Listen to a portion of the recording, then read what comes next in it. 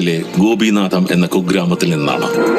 കന്നുകാലികളെ മേച്ച് ജീവിച്ചിരുന്ന ഒരു ദരിദ്ര കുടുംബത്തിൽ 1952 ജനുവരി 18 കൂസ മുനിസ്വാമി വീരപ്പ ഗൗണ്ടർ ജനിച്ചത്. വിശപ്പിന്റെ തീവ്രതയറിഞ്ഞാണ് അവൻ വളർന്നത്. പട്ടിണിയോട് പടവെട്ടാനായി കുഞ്ഞുനാളിലെ മരംവെട്ട് ജോലിക്കിറങ്ങിയതുകൊണ്ട് സ്കൂളിന്റെ പടി കണ്ടതേയില്ല. 10ാം വയസ്സായപ്പോഴേക്കും അല്ലറ ചില്ലറ മോഷണങ്ങളിലേക്കും കടന്നു. കാട്ടിലെ ഓരോ ജീവിയുടെയും ശബ്ദം അനുകരിക്കാനും നിശബ്ദമായി സഞ്ചരിക്കാനും മിടുക്കനായിരുന്നു. 13ാം വയസ്സിലാണ് ആദ്യമായി ഒരു കുഴൽത്തോക്ക് പിടിക്കുന്നത്. അമ്മാവൻ സേവി ഗൗണ്ടർ ഗ്രാമത്തിലെ കുപ്രസിദ്ധ വേട്ടക്കാരനും ചന്ദനക്കടത്തുകാരനുമാണ്.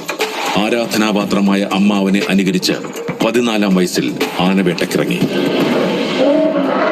60 രൂപയാണ് ആദ്യ ആനക്കൊമ്പിന് ലഭിച്ചത്. 60 രൂപ എന്നത് അന്ന് വലിയ പൈസയാണെങ്കിലും തോക്കുപയോഗിക്കുന്നതിലെ അസാമാന്യ പാടവത്തെ അഭിനന്ദിച്ച് അമ്മാവൻ തന്നെ സംഘത്തിലേക്ക് ചേർത്തതായിരുന്നു അവന്റെ വലിയ സന്തോഷം. മുനിസ്വാമി വീരപ്പ ഗൗണ്ടർ പിന്നെ തിരിഞ്ഞു നോക്കിയിട്ടില്ല. കാടിന്റെ നിയമങ്ങൾ അതിവേഗം പഠിച്ച് ഗൗണ്ടറുടെ വലം കൈയായി. ആനവേട്ടയും ചന്ദനക്കടത്തും തട്ടിക്കൊണ്ടുപോകലും വേണ്ടി വന്നാൽ കൊലപാതകങ്ങളും നടത്തി കാടിനകത്തും പുറത്തും അതിവേഗം അവൻ വളർന്നു. വീരപ്പൻ എന്ന ഒറ്റ പേരിലേക്ക്. 1960കളുടെ അവസാന പാതിയിൽ അമ്മാവനും മരുമകനും തെറ്റിപ്പിരിഞ്ഞു. ആരോഗ്യം ക്ഷയിച്ച സേവി ഗൗണ്ടർ പതിയെ വിരമിക്കാനും തീരുമാനിച്ചു. വീരപ്പനാകട്ടെ സ്വന്തം കൂട്ടാളികൾക്ക് പുറമെ അമ്മാവനൊപ്പം ഉണ്ടായിരുന്നവരെയും ഒപ്പം കൂട്ടി കൊള്ളസംഘത്തിന് കൂടുതൽ കരുത്തു നൽകി. ആയുധങ്ങളും അണിയാളുകളെയും അണിനിരത്തി അധികാരികളെയും എതിരാളികളെയും ഭയത്തിന്റെ നിഴലിലാക്കി. 80കളുടെ തുടക്കത്തോടെ വീരപ്പൻ മാത്രമായി കാടിന്റെ അധിപൻ.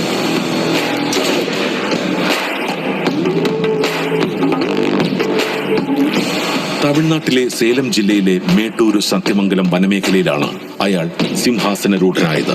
കേരളം, തമിഴ്നാട്, കർണാടക അതിർത്തികളിലായി വ്യാപിച്ചു കിടന്ന 6000 ചതുരശ്ര കിലോമീറ്റർ വനഭൂമിയാകെ കാട്ടുരാജാവിന്റെ സാമ്രാജ്യമായി. വിശാലമായ അധികാര പരിധിയിൽ വീരപ്പന്റെ അനുമതിയില്ലാതെ ഒരില പോലും അനങ്ങില്ലെന്നായി. ആ അലിഖിത നിയമം ലംഘിക്കാൻ വന്ന വനപാലകരെയും പോലീസ് ഉദ്യോഗസ്ഥരെയുമെല്ലാം നിഷ്കരണം വേട്ടയാടി. ആയുധങ്ങൾക്കായി പോലീസ് സ്റ്റേഷനുകളും വാഹനങ്ങളും ആക്രമിച്ചു. ഒറ്റയ്ക്കും സംഘം ചേർന്നുമെല്ലാം വീരപ്പനെ പിടിക്കാൻ പലരും ശ്രമിച്ചെങ്കിലും എല്ലായ്പ്പോഴും വീരപ്പൻ മാത്രം വിജയിച്ചു. വീരപ്പനെ ഭയന്ന അന്നാട്ടിലെ സ്ഥാനമേൽക്കാൻ പോലും ഉദ്യോഗസ്ഥർ തയ്യാറാവാത്ത സ്ഥിതിയായി.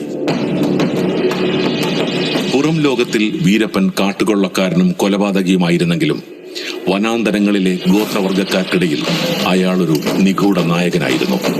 ഒരു ജനനായകന്റെ പ്രതിച്ഛായ.